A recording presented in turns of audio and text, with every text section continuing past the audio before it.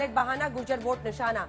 हल्ला बोल अब इसी पर करेंगे। ये जानने की कोशिश करेंगे कि आखिर चुनाव प्रचार के आखिरी चरण में बीजेपी ने सचिन पायलट के साथ हमदर्दी दिखाकर कौन सा दांव चलने की कोशिश की है। राजस्थान में करीब 5% जनसंख्या गुर्जरों की है। 30 विधानसभा सीटों पर गुर्जर वोट नतीजों पर असर डालते हैं। जाहिर है बड़ा आंकड़ा है। पिछले चुनाव तक गुर्जर कांग्रेस के साथ थे, लेकिन क्या इस बार भी गुर्जर कांग्रेस को वोट देंगे? बीजेपी को लगता है कि शायद सचिन पायलट के सीएम नहीं बनने की वजह से उनके समर्थकों में नाराजगी है और यही वजह है कि पीएम मोदी ने आखिरी वक्त में सचिन पायलट के प्रति हमदर्दी दिखाई, कांग्रेस पर निशाना साधा, अशोक गहलोत पर सचिन पायलट की अनदेखी का आरोप लगाया।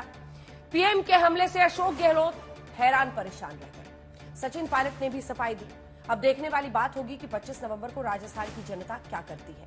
राजस्थान में चुनाव का प्रचार थम गया है। हम आपको दिखा रहे हैं किस पार्टी के किस दिग्गज ने कितनी रैलियां की। सबसे पहले पीएम मोदी, प्रधानमंत्री नरेंद्र मोदी ने 15, अमित शाह ने 12, योगी आदित्यनाथ ने 23 रैलियां की। दूसरी ओर कांग्रेस के राहुल गांधी ने 6, प्रियंका गांधी ने 4 रैलियां की। हम आपको राजस्थान के चुनावी मुद्दे भी दिखा रहे हैं। इनमें शामिल है हिंदुत्व, परीक्षा पेपर लीक, किसानों की कर्ज माफी, महिलाओं की सुरक्षा और सत्ता विरोधी लहर। राजस्थान जाना जाता है 30 साल से कोई भी वहां पे लगातार 10 साल सत्ता में नहीं रहा है। 5 साल बाद जनता उखाड़ी फेंकती है। अब इस बार क्या होगा? राजेश जी को तो सजा दी, उसके बेटे को भी सजा देने में पड़े हुए हैं।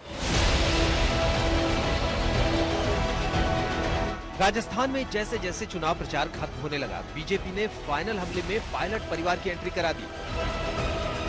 पीएम मोदी ने लगातार दूसरे दिन सचिन पायलट के साथ हमदर्दी दिखाई। देश का कैसा दुर्भाग्य है, ऐसे ऐसे शब्द गद्दार, नालायक, निकम्मा जैसे ये शब्द भी राजेश पायलट जी के बेटे के लिए प्रयोग किए गए थे। अखबारों में देख लीजिए, टीवी पे हैं। क्या ऐसी भाषा कोई बोलता है क्या? बोलता है क्या? यह गालियों कांग्रेस कैसे झुठला सकती है, जरा कांग्रेस जवाब दे। चुनाव प्रचार खत्म होने से ठीक एक दिन पहले पीएम मोदी ने पायलट कार्ड खेला। भीलवाड़ा के जहाजपुर में उन्होंने कांग्रेस पर आरोप लगाया कि राजेश पायलट की सजा उनके बेटे को दी जा रही है। राजेश पायलट जी, एक बार उन्होंने कांग्रेस के इस परिवार को कांग्रेस की भलाई के लिए चुनौती दी थी, एक बार। फिर वो भी झुक गए थे। लेकिन ये परिवार ऐसा है कि राजेश जी को तो सजा दी, उसके बेटे को भी सजा देने में पड़े हुए हैं। प्रधानमंत्री मोदी के बयान के बाद सचिन पायलट ने प्रतिक्रिया दी और कहा कि मेरी पार्टी को मेरे वर्तमान और भविष्य की चिंता है। दूसरी ओर राजस्थान के मुख्यमंत्री अशोक गहलोत ने बीजेपी पर पायलट परिवार का नाम लेकर गुर्जरों को भड़काने का आरोप लगाया। मेरे वर्तमान और मेरे भविष्य की चिंता किसी को करनी नहीं चाहिए।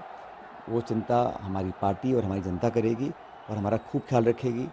इतने घबराए हुए हैं कि कांग्रेस पार्टी में कब क्या हुआ क्या नहीं हुआ। राजेश पायलट की राजनीति में घसीट रहे हैं। जो स्वर्गीय आत्मा है उनको लेके आप भड़काने का काम करो, गुजरों को, गुजर समाज को।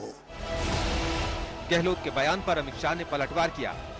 केंद्रीय गृह मंत्री ने कहा कि राजस्थान के सीएम का चश्मा ही जाति का है। चले साहब, गहलोत साहब का चश्मा ही जाति का है, मैं कुछ नहीं कह सकता, मगर गहलोत साहब सचिन के लिए अच्छा 2 वाक्य बोल दे, इतना मेरा इनसे निवेदन है, अगर बोल सकते हो।